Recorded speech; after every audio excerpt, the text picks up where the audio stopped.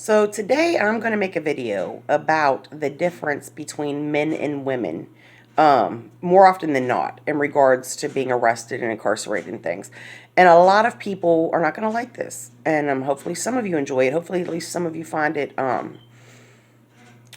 provoking. But I've had a few people, kind of undermine, and I'm not a real needy, emotional, dramatic person, but kind of undermine the seriousness of my situation.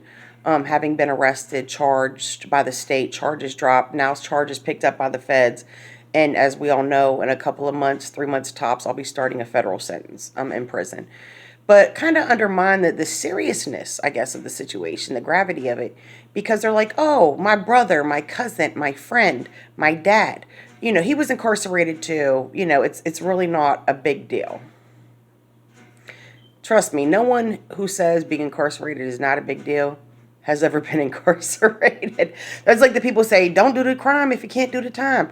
Are always people who have little to no knowledge about the inner workings and the day-to-day standards and conditions of American prisons, nor any knowledge of the legal system at all.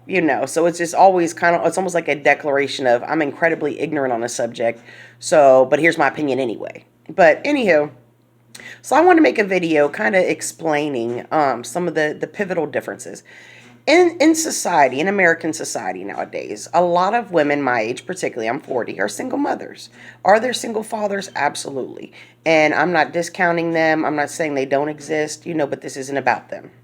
But, it's more, single mothers are way more common than single fathers. Just like adults who caretake for elderly or disabled relatives are more often than not women. I've ate out at several restaurants. I mean, there's a little weight joke on me. But typically your waitress is a woman. There's a whole genre of employment, nursing care, I'm not talking like, RNs and people, with degrees and such, that get, that have upper level jobs. I'm talking about like CNAs, HHAs, there's a whole genre of employment within our society, that is low paying, that is primarily women. Just as there are some that are primarily men, but I'm talking about the women's ones right now. So when a woman is arrested, when anyone's arrested, typically, you'll have a bond hearing. And that's pretty much immediately after, you're processed in through being arrested. And more often than not, the bond amount in your case, it's a cash bond. And more often than not, it is based upon the crime you've been accused of, not your economic circumstances. So if you're a person making $60,000 a year, $40,000 a year, $400,000 a year, and all three of these people go steal a car and get charged with the same exact crime, more often than not, their bond will be the same exact amount. Now, for the person making six figures, that means they go home that night. That means they don't have to lose their job. That means there's no risk of them losing their children, or if they're a renter, losing their home. There's no economic uncertainties, thrown upon them. If you're in the lower income brackets, quite often this bond amount at your initial bond hearing is more than you can pay. So now you have to wait for your arraignment, at which, more often than not, if you had a cash only bond, you then can do 10%. And even 10% of some of the amounts of these bonds is well beyond realistically the means of the people who they're being imposed upon. So basically, the justice system is removing individuals from society under an allegation, a charge, an indictment, an assumption, a suspicion. And the cost of this is socioeconomical and is very much cultural. If you're hypothetically, let's say, a single mother, and you get arrested, maybe you get arrested on a Friday, which is real bad. And your bond, your Metro card, your transit pass wasn't working. So, and you're about to be late for work and you can't be late another day. They're going to fire you because your kids were sick last week and you missed a few days. You were late a couple of days. So you kind of panic and you jump the turnstile at the train. And in the process of doing this and trying to run and catch that train, you bump someone, they fall, they break a hip. Now you've been arrested for topping the turnstile and possibly assault, maybe a more serious assault, situation. Maybe it was an elderly person and they broke a bone, God forbid. Now, I'm not saying this person should not have been arrested. I'm not saying this person should or should not do some period of incarceration at some point. I'm not saying that at all. I'm not saying give everybody a free pass because they mean well, or they didn't mean to cause harm, or because it's not typical behavior for them. What I'm saying is, let's look at the situation for what it is. So this happens on a Friday.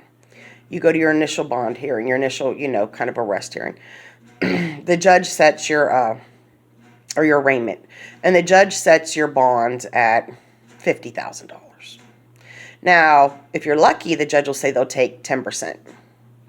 Now, if you're somebody living hand to mouth, particularly with dependents of any type, you don't have $5,000 laying around. Heck, if the bond was $5,000 and 10% was $500, you probably don't have that laying around.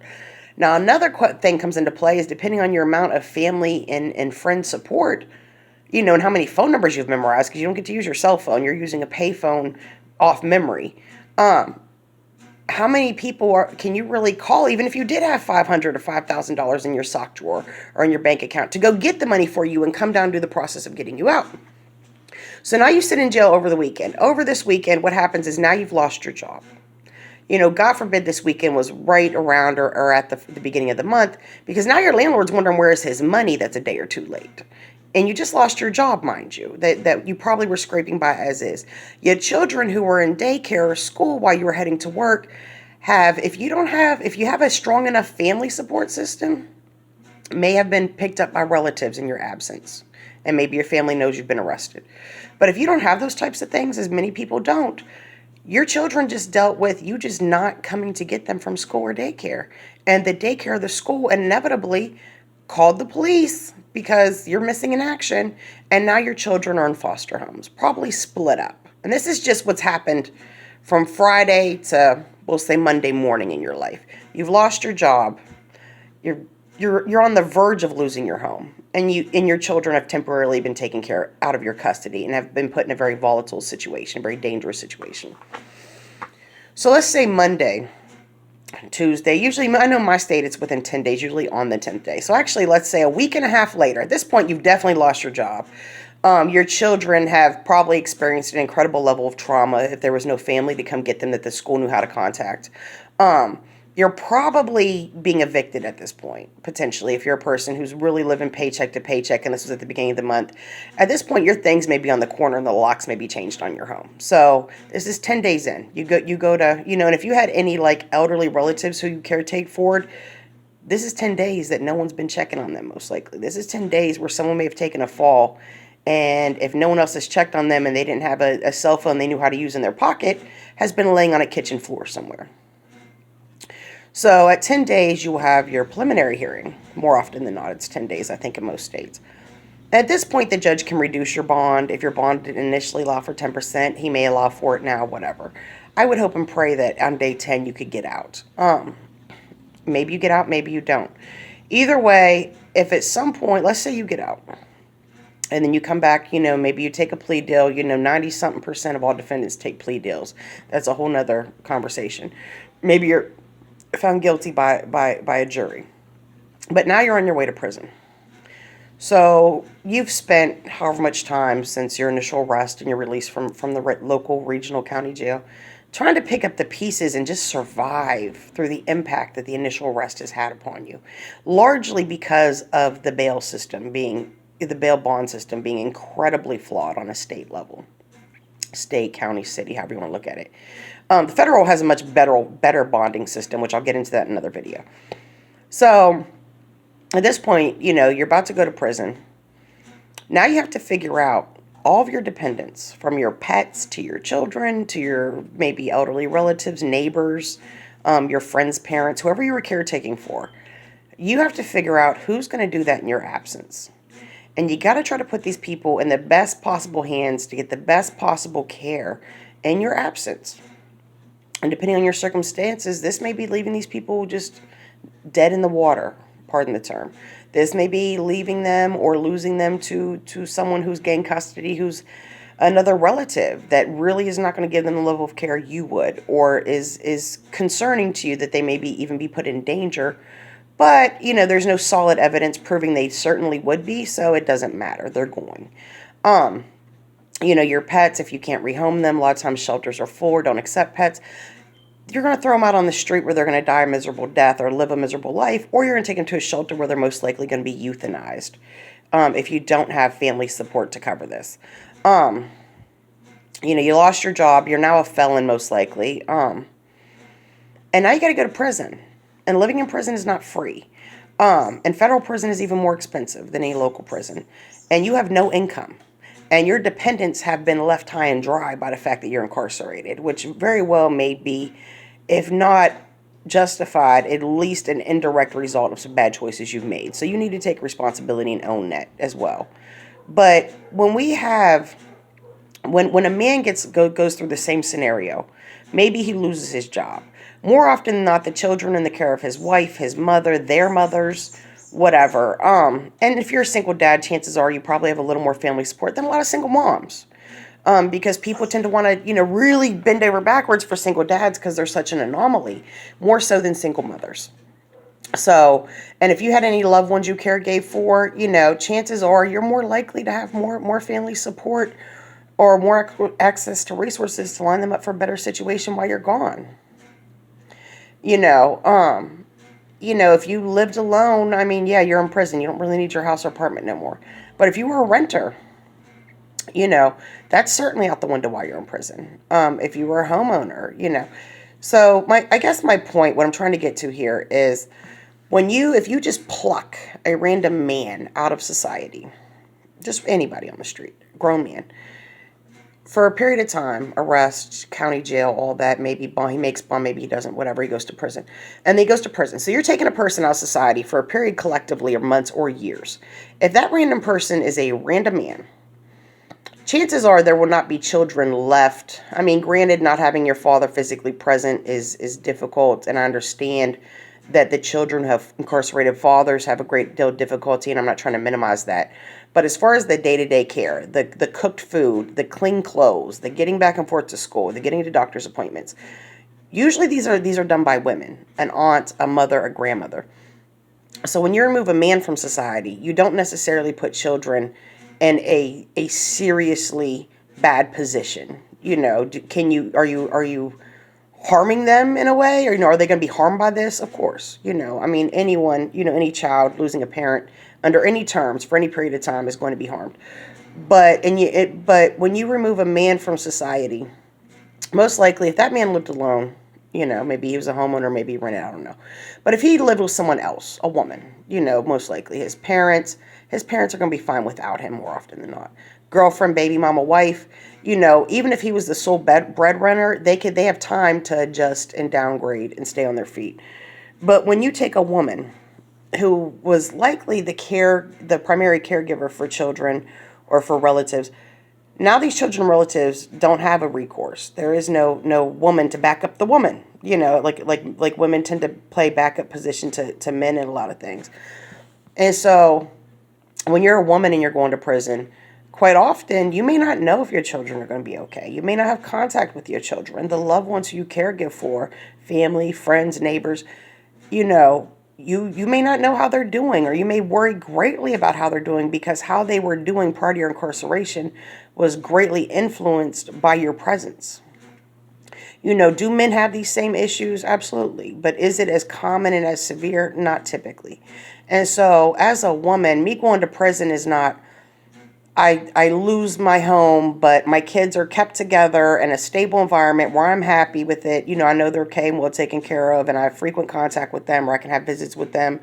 I know my loved ones who I caretake for are going to be, in good hands, and they'll be, well looked after.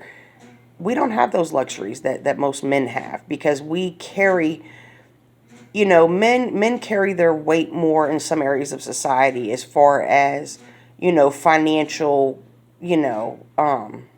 achievements, I guess, they tend to be bigger money makers. But women in society, as much as people have tried to really flock away from traditional roles and things, but women in society often are the people who carry the human element of society on their shoulders. And so when you remove a woman from society, you are harming a lot of the family structure and human element within a home or a family or a community. And I'm not saying women should not be held accountable for crimes just as much as men.